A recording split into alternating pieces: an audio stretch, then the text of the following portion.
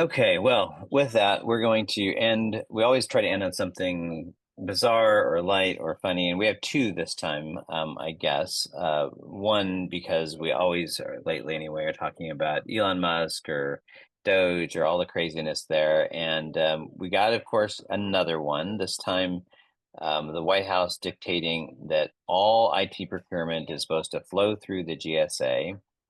And more than anything, I think what made this sort of funny is like IT procurement rising up to the executive order level. It's like, okay, Mhm.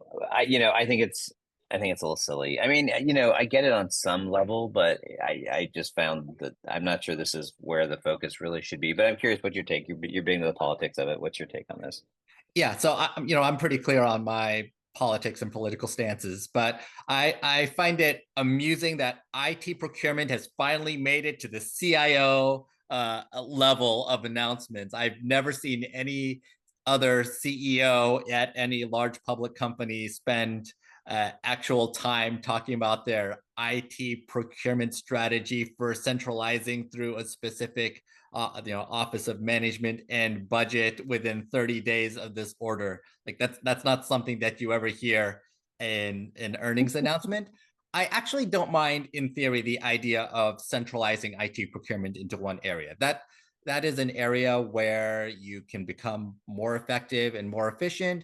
But I think the key to that is that once you do centralize, you now need to have these dotted lines to all the areas that used to be able to do their own IT procurement and have some sort of collaborative, call it monthly or quarterly meeting to be able to make sure that there is alignment and to be able to have these dotted lines to all the enforcement areas associated with this procurement. So I think about this very practically.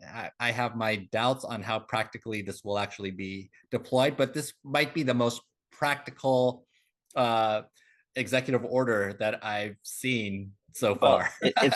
it sort of goes back to the NVIDIA robotics thing. This is, in my opinion, this is just for show. And the reason I say it is because it on the surface sounds totally logical. It's like, oh my gosh, why are we having all these agencies buy their own things? And it's obviously wasteful. And I'm quite sure there's waste in that, right? The challenge is that this is only going to apply to a very small handful of things, office suite licenses and laptops and a handful of things that are in fact universal across all the various different federal agencies. But the Mhm. reality is that every agency is going to have very distinct needs.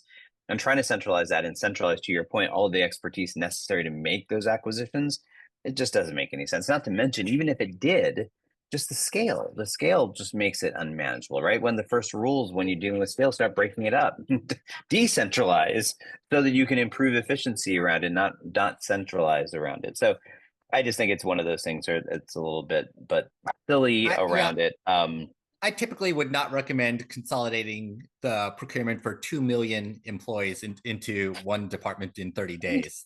That is true.